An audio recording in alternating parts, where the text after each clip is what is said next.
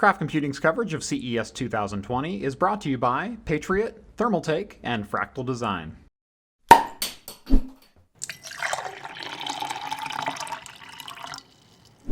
Welcome back to Craft Computing, everyone. As always, I'm Jeff, and we are here in the ThermalTake booth here at CES 2020. They're introducing a whole slew of new products, and we're going to start with their new ToughRam kits. One of the more impressive things they're showing off right now is their ToughRam overclocked all the way to 4800 megahertz on their 4400 megahertz kit. They have a full lineup of kits coming very shortly, available as soon as later this week, starting with their addressable RGB kits starting at 139 at 4000 megahertz speeds. They also have the ToughRam Z1 kit available at 3600 megahertz speed, starting at $99 for a 16 gig kit, and two different versions of their non-addressable RGB kits in both black and white, starting at $89 for 3200 megahertz speed.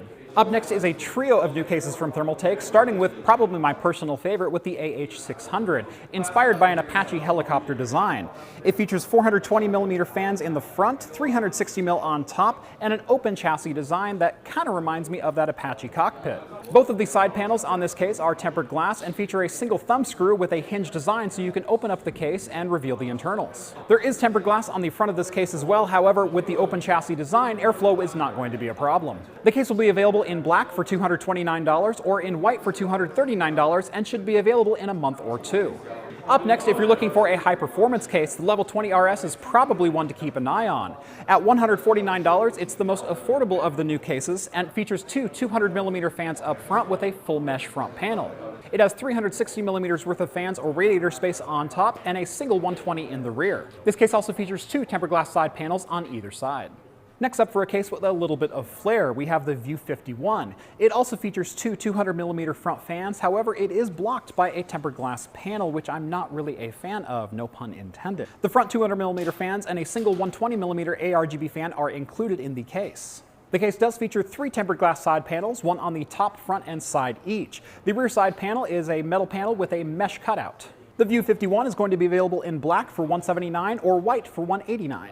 Moving on to ThermalTake's new water cooling products, they're introducing a couple of concept products this week, starting with the Pacific VRX 5700 block and the RTX 2080 Ti block. The interesting thing about these blocks is the modular fitting placement on top. You can actually rotate the fitting adjustment, allowing you to move the fitting up, down, left, or right to allow your tubes to fit in your case a little bit easier. And speaking of water cooling, up next is a case that you can actually purchase. This is the DistroCase 350P. Now, the interesting thing about this is the integrated monoblock distribution block on the back of the case, and this thing is absolutely massive. There is a lot of water in this thing.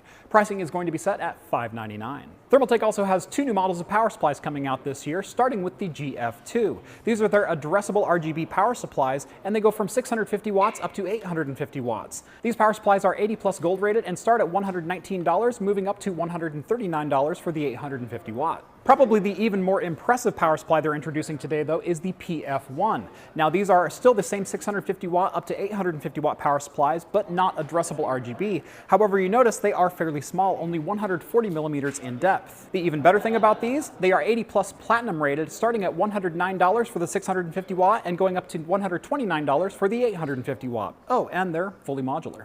So that's going to do it for us here at the ThermalTake booth here at CES 2020. As always, stay tuned to Craft Computing for continuing coverage here from CES, and we'll see you in the next video.